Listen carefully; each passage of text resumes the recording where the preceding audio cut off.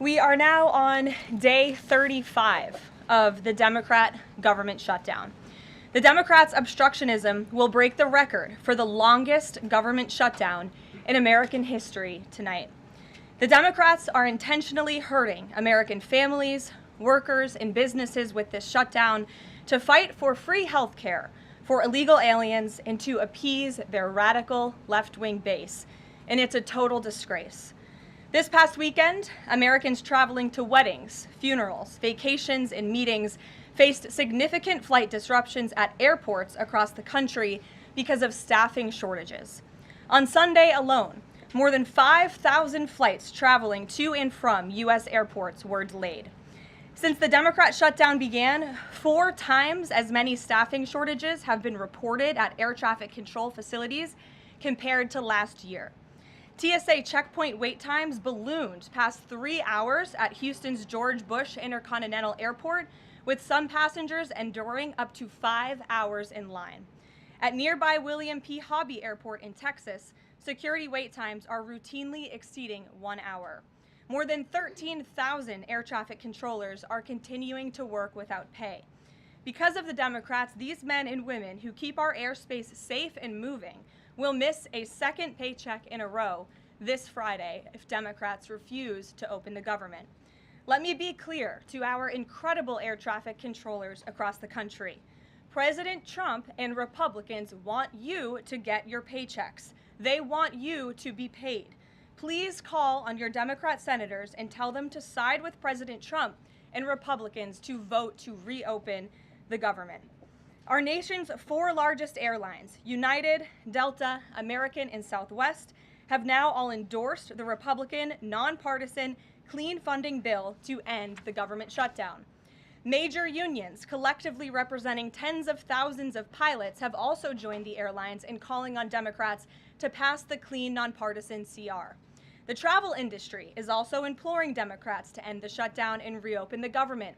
Nearly 500 companies and groups in the travel business, including casinos, hotels, and convention bureaus, signed a public letter warning that America's travel economy has already lost $4 billion due to this Democrat shutdown, and they have called for the Republican CR to be passed, saying Americans expect and deserve a fully functioning federal government during the peak holiday travel season.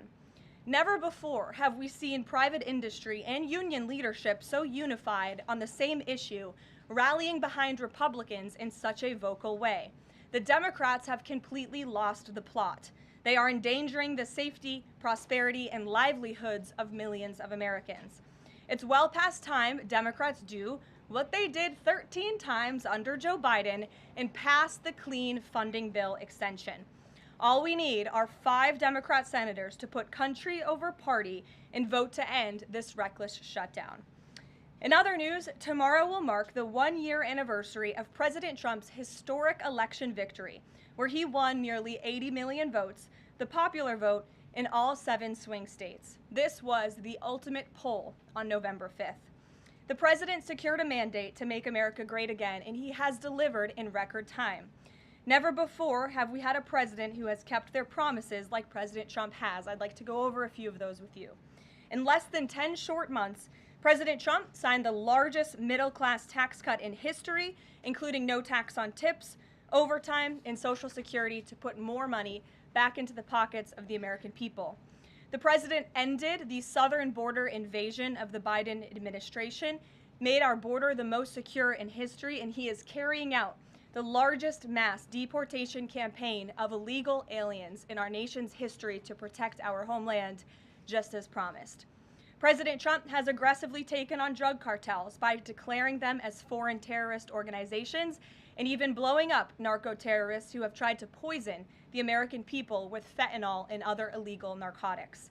President Trump defeated the Biden inflation crisis, and he continues to implement a pro-growth, America First economic agenda to make America affordable again, and we are seeing the results of that every day. Inflation has remained low and steady, averaging just 2.5% compared to the painful average of 5% under Biden, and we know it was historically higher than that for most of President Biden's term. Meanwhile, real private sector wages are on track to rise by almost $1,500 since President Trump took office, a significant change to the Biden years where private sector wages declined and were being wiped out by inflation. President Trump has ended the reckless war on American energy and unleashed energy dominance, with gas prices now plummeting to their lowest average levels in more than 4 years.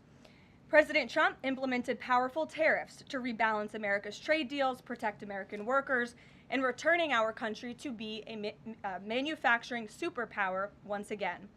As a result, the president has secured trillions and trillions of dollars in private and foreign investments into the United States, which are creating high-paying jobs for the greatest workforce in the world.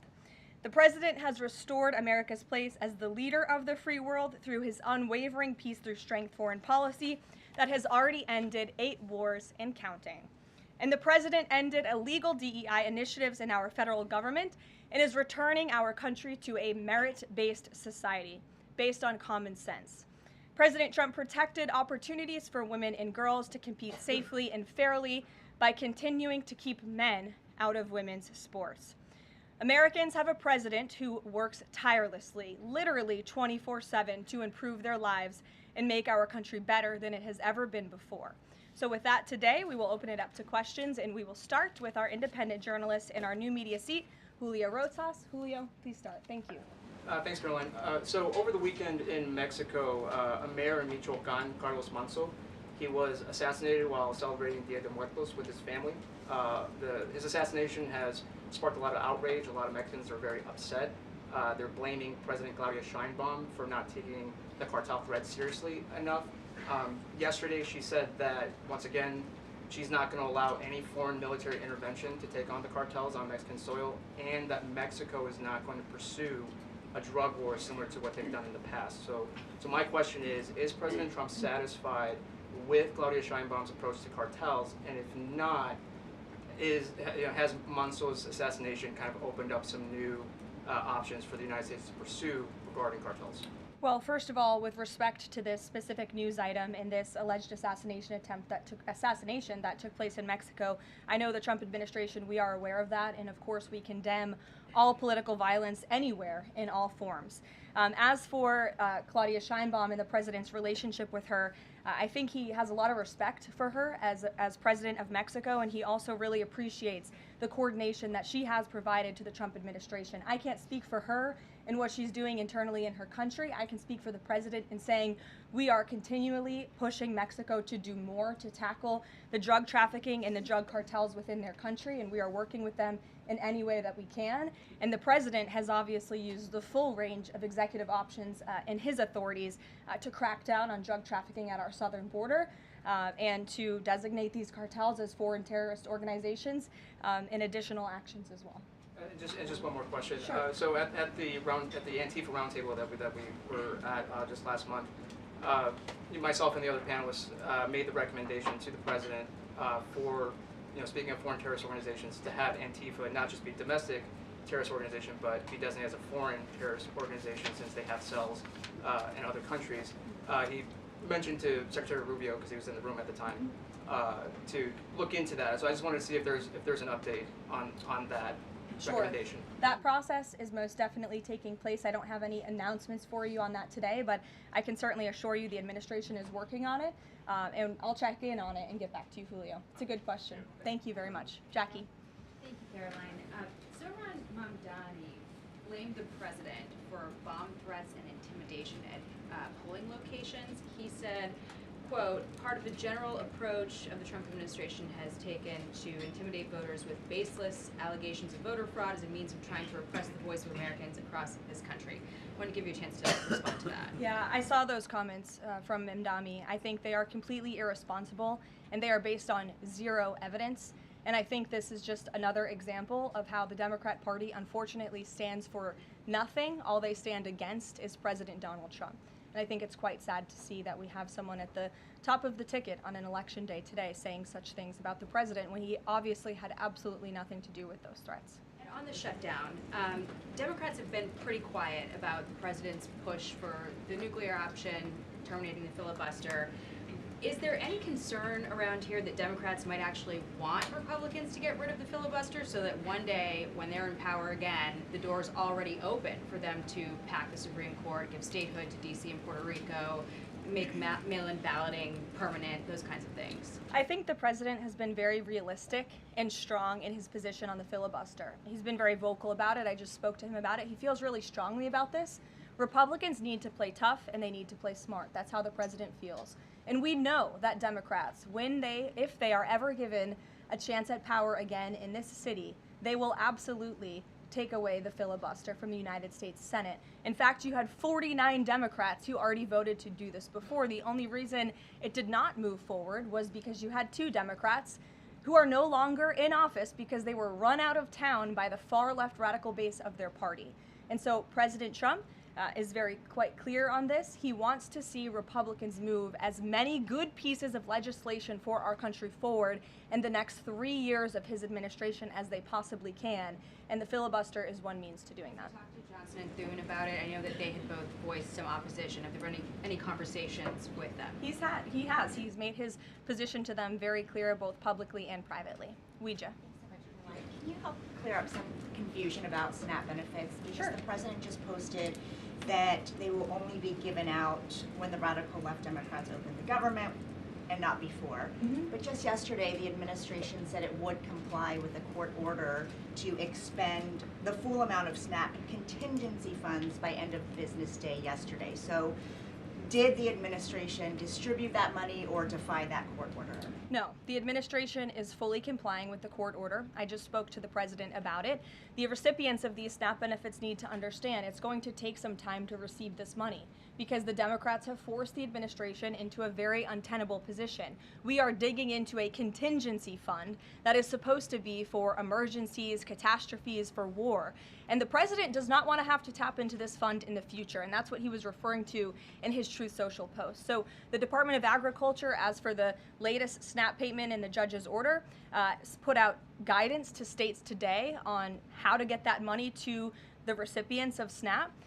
But it's going to take some time. The best way to get the full amount of SNAP benefits to those beneficiaries is for Democrats to reopen the government. So to anyone who is a SNAP beneficiary at home who needs that assistance, and the president was just saying, this is for people who are truly needy, who need food, who need this assistance from the United States government. Democrats are holding it up and making it difficult for the administration to get those payments out the door. So if you are at home and you want your SNAP benefits, call the Democrats and tell them to reopen the government. Blocking that contingency fund for the future if this shutdown lingers on? Look, the president does not want to have to continue to dip into a contingency fund that doesn't even have enough money, by the way, to fund the full program. It takes $9 billion to get the full scale of the benefits out the door. This contingency fund only has about $5 billion in it. So again, Democrats need to reopen the government so we can get these benefits out the door for people who truly need them. Kate. Thanks. The president suggested that if Mamdani wins, that he would cut federal funding to New York. How much funding would be impacted? What would be impacted there? Well, look, we won't get ahead of the election results, nor will I speak to what the president may do in the future. We'll see how tonight goes, and then I'll let him speak on it further. And why did the administration exclude Democratic lawmakers? Last week there was a briefing about U.S. strikes on alleged drug trafficking boats. Why were those Democrats excluded? The administration has briefed Congress on these matters 8 separate times, and Democrats have been included in those briefings.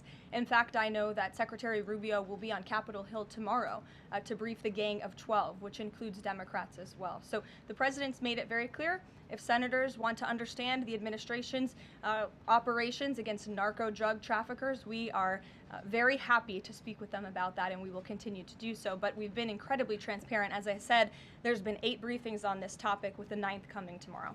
Rachel. Thanks, Karoline. There's been some reporting out there about the possibility of furloughed workers not getting back pay. We know that the president signed that bill into law in his first term. Does the administration guarantee that all furloughed workers will get back pay? This is something we are very much open to discussing with Democrats as part of the discussions about the continuing resolution to keep the government open, and it's something that Republicans are talking with Democrats about right now. I won't get ahead of those negotiations or discussions. That's a possibility that may not happen, even though it's law. I just said Republicans in the White House are very much open to discussing this with Democrats. And then just one last question. As this government shutdown now drags on, about to make history as the longest government shutdown in American history, can you talk about what the president is personally doing to try to see an end to this? He's pushing Republicans to keep voting and to keep opening up the Senate floor to vote for the clean continuing resolution. He had the Senate Majority Leader and the House Caucus Leader, Hakeem Jeffries, here at the White House to talk about this in the very early stages, to give them a chance to come to their senses and avoid this entire government shutdown at the very beginning. And they chose not to. And I think it's been very clear to everyone in this room and to everyone across the country that the Democrats are playing partisan politics with our United States federal government. And all Republicans have wanted to do for the last 35 days is reopen the government. That has been the president's position since day one. It is his position today on day 35.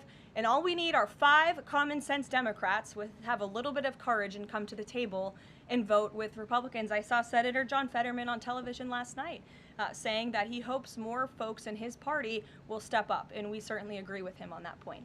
Sure. Karoline, the president posted on True Social that the voting underway in California is, quote, rigged. What evidence does he have of that, and what does it mean that mail-in ballots in that state are under legal and criminal review? By whom and why? And also, in this vein, does the White House still plan to issue an executive order banning mail-in voting, and what legal authority do you have to do that? The White House is working on an executive order to strengthen our elections in this country and to ensure that there cannot be blatant fraud, as we've seen in California with their universal mail-in voting system. It's absolutely true that there's fraud in California's elections. It's just a fact. It is just a fact. They have a universal mail-in voting system, which we know is ripe for fraud. And if you want to deny that, I'm happy to provide you all of the evidence for it. I'd be glad to send that to you after this briefing. Rigged. Fraudulent ballots that are being mailed in the names of other people, in the names of illegal aliens who shouldn't be voting in American elections. There's countless examples, and we'd be happy to provide them. As for executive action the White House is taking, yes, we are looking into that. And like any executive order, of course, any executive order the president signs is within his full executive authority and within the confines of the law. Stephen. Thank you, Caroline. I've got 2 questions I'd like to ask you about New York, but first I'd like to ask you about breaking news from the Attorney General. She revealed just about an hour ago that the Biden Justice Department seized President Trump's official first-term phone and subpoenaed his private phone records. Do you have a reaction to that? And also, do we know if they actually got those private call records? I saw the Attorney General's post on that. For additional questions, I would refer you to the Department of Justice, but I think this is just further evidence of the egregious overreach and weaponization of government that took place under the previous White House against then former President and now President Donald J. Trump. It was a clear effort by the Biden White House and the Biden DOJ to go after the president, and this is just further evidence of that. On New York, we've seen the president's messages that he's put out, but could you describe how he's feeling as a New Yorker watching this election? Well, the president is a New Yorker and he loves New York. It is his home. He talks about that all of the time, and he's made his thoughts on this election quite clear, I think, himself. In the back, yes, go ahead. Thank you. Over the weekend, there were reports. I was going to you in the green, but go ahead and then you can have your question. Thank you. Over the weekend, there were reports that President Trump was due to host President of Syria, Ahmad al-Sharia, on Monday. Do you have any preview for that meeting? Is he expected to invite him to join the U.S.-led anti-ISIS coalition?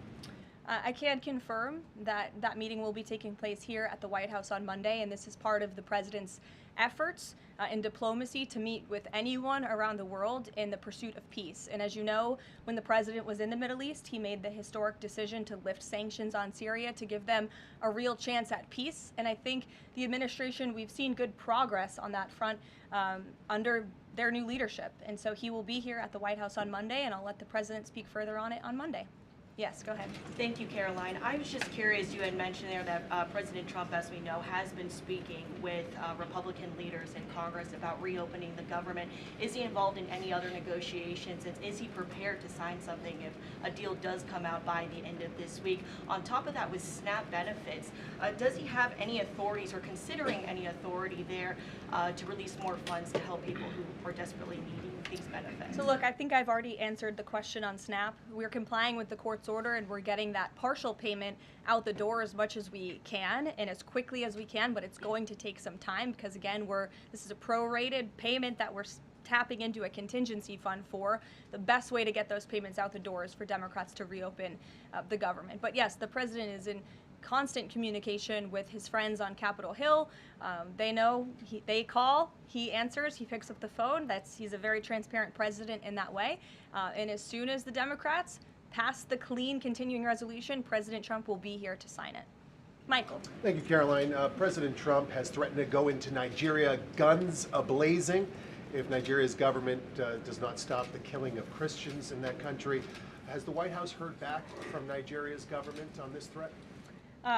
As the president stated, Michael, if the Nigerian government continues to allow the killing of Christians, the United States will immediately stop all aid and assistance to Nigeria and may take action to wipe out the Islamic terrorists who are committing these horrible atrocities, especially against innocent women and children. I don't have any further announcements on that for you today, but I can assure you the President of the United States is watching this situation unfold very closely, as is our Secretary of State, Marco Rubio. Caroline, President Trump has endorsed Andrew Cuomo in New York City's mayoral race.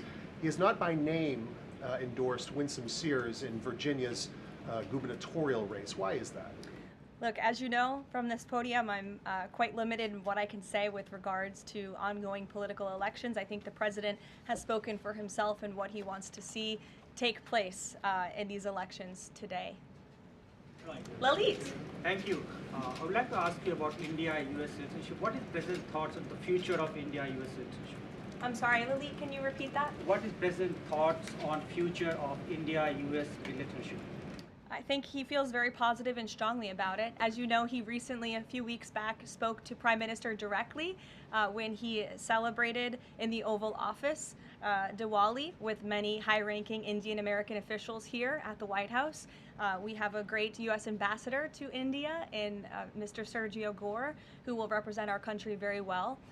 And the president and his trade team continue to be in very serious discussions with India with respect to that topic. So I know the president has great respect for Prime Minister Modi, and they speak pretty frequently. Thank you. Hi, yes. The air traffic controller crisis ongoing. Secretary Duffy said he will now start to cancel and ground flights next week to maintain safety. Should people fly next week given this new information, and is the administration encouraging people to stop flying altogether and look at alternative transportation modes? The administration is encouraging Democrats to reopen the federal government so this chaos and disruption to our air traffic control system in the United States of America stops. It is ridiculous that we have even gotten to this place and that the Democrats have continued to shut down the government with 35 days, our air traffic controllers continuing to work unpaid, every single major airline in our country coming out and begging the Democrats to please reopen the government. And you had a Democrat staffer who was quoted, I believe in Politico a few weeks back, saying, short of planes falling out of the sky, we are not going to reopen the government. That is a reckless and dangerous statement from someone who didn't want to put their name on that statement, but we know it came from the Democrat Party. And I think we're very clear. We want to reopen the government so we can resume travel in the safest and most efficient way possible, especially as we head into the busiest travel season of the month. We have Thanksgiving in a few weeks. And so Americans across the country need to make it very clear to their Democrat representatives that we want this government to be reopened so we can resume safe and efficient travel. Fran. Caroline, as of last I checked, the president still had not commented on the death of former Vice President Dick Cheney. Is the White House involved in the funeral arrangements in any way? Does the president plan to speak at the funeral? Has he spoken to anyone in the Cheney family today? And does the White House have an opinion on whether or not the former vice president should lie in honor or stay in the Capitol? I don't believe the White House is involved in that planning, or at least hasn't gotten to it yet. I know the president is aware of the former vice president's passing, and as you saw, flags have been lowered to half staff in accordance with statutory law. Jasmine. Thank you. Back on the question of the filibuster, how much political capital is President Trump willing to expend to get Republicans to do what he's asking? I mean, will we see him at the Hill? Will he be calling folks over here? What exactly is President Trump planning to do outside of these true socials and maybe some of these private conversations to get Republicans to fall in line? Look, I think you'll see.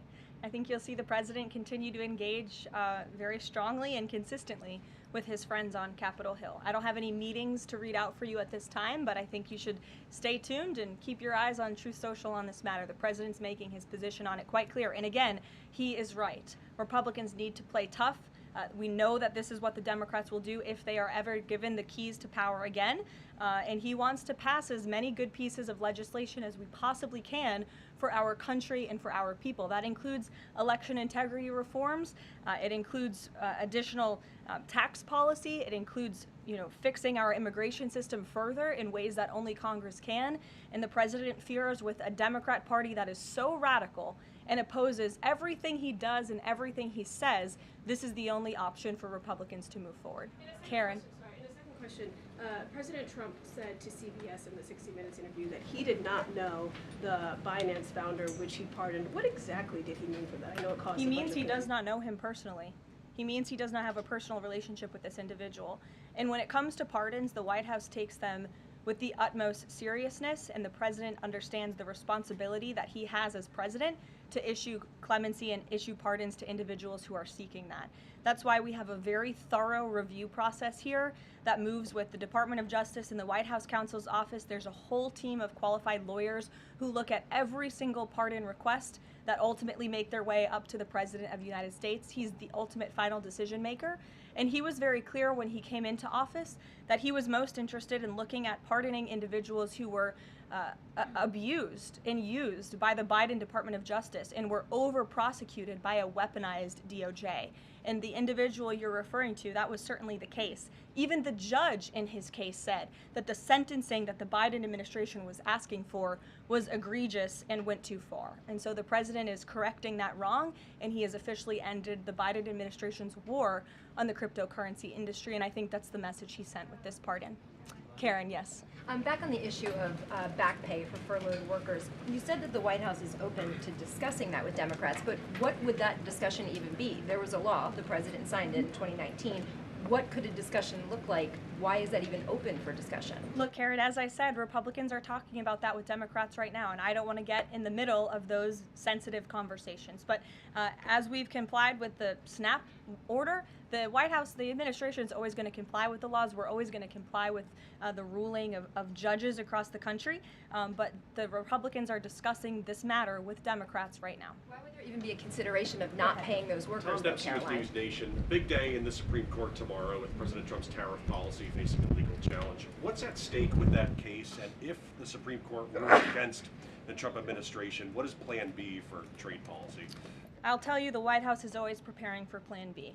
It would be imprudent of the president's advisors not to prepare for such a situation. With that said, we are 100% confident in the president and his team's legal argument in the merits of the law in this case, and we remain optimistic that the Supreme Court is going to do the right thing.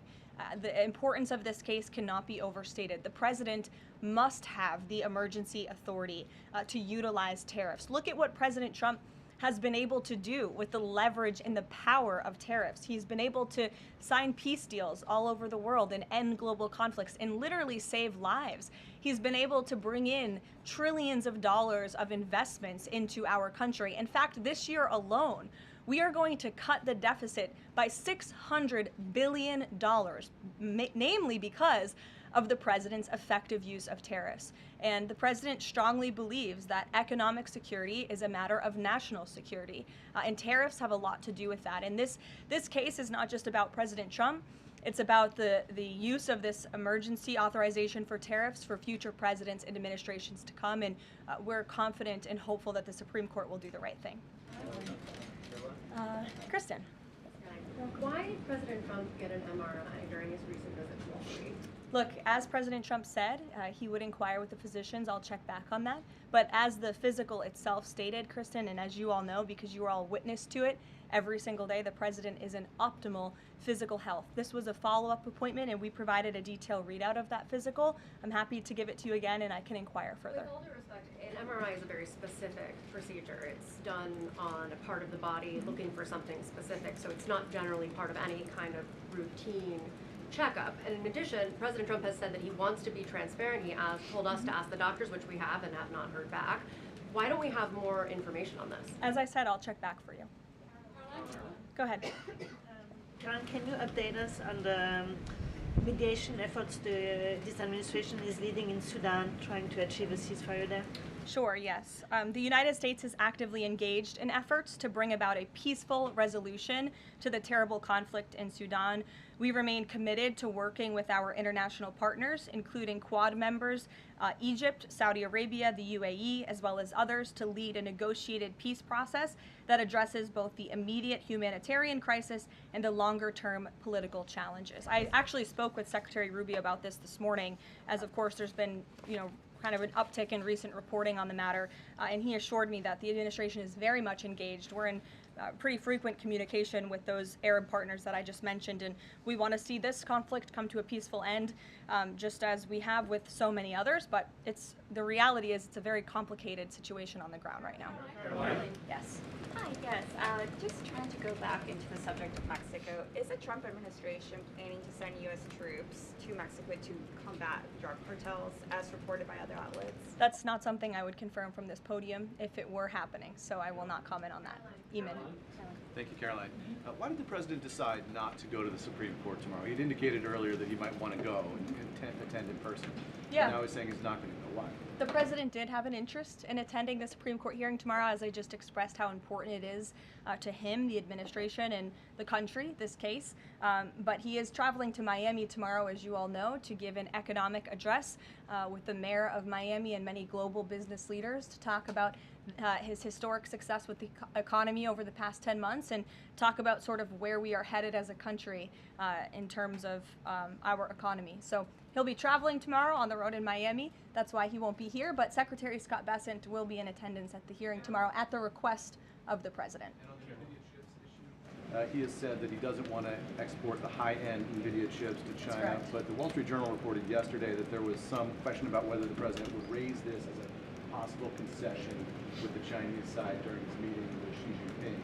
So does the White House consider NVIDIA chip exports to China to be a closed issue right now, or is this an ongoing negotiation between the United States, China, and NVIDIA at this point? The president has made his position on this very clear, both to the Chinese and also to all of you. He's answered this question directly. As for the most advanced chips, the Blackwell chip, that's not something we're interested in selling to China at this time. Annie? Does the president think that the results of the Virginia or New Jersey gubernatorial races tomorrow, or statewide races tomorrow, will in any way reflect a voter sentiment towards his administration? Look, Annie, I'm not at liberty to talk about the election results, and I certainly won't get ahead of them. I'm not going to engage in hypotheticals that may or may not happen tonight. We'll have to watch and see. And I'm sure you'll hear directly from the president tomorrow on that point. Quickly on Snap, just really quickly, is there anything that prompted the president's tweet this morning? Because it did seem quite different from some of his other communications about Snap. It seemed a little bit out of the left field. I'm just wondering if he had a conversation or if there's anything you're aware of that caused him to decide to, at around 11 o'clock, to send out that message. Look, the president is constantly well read on the news, as you know, and he is very much aware we are in day 35 of a government shutdown in which these SNAP benefits, we're pushing them out the door. USDA put out that guidance to the states this morning. The president was aware of that, and he wants to make it very clear that these benefits are in jeopardy because of the Democrats, and they should just open the government so that we can continue getting these funds out the door in an easier and more efficient way. There's some new reporting that just dropped a few minutes ago that the Trump administration is negotiating with the makers of Ozempic to sell some weight loss drugs for $149 a month. That's according to the Wall Street Journal. Do you have any more information on that? Can you confirm that? I think the president has said himself in previous Most Favored Nations announcements that this is something that the administration has been engaged in and looking into. I won't get ahead of the president on any future announcements, but I will echo his strong commitment to bringing down drug prices in this country. And you've heard it directly from Secretary Kennedy and Dr. Marty McCary and his entire Health and Human Services team, how committed the president is to bringing down the cost of drugs, and we're working with pharmaceutical companies to do that every day.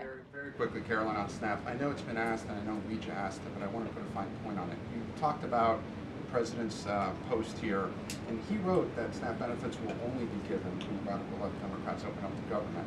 I understand your previous answers, but as written, how would that not violate a court order as it's written? I've now answered this question several times, Gabe. We are complying with the court's order. We are getting the payments out the door as quickly as we can. USDA sent the guidance to the state. The president is referring to future SNAP payments. He does not want to have to keep tapping in to an emergency fund and depleting it.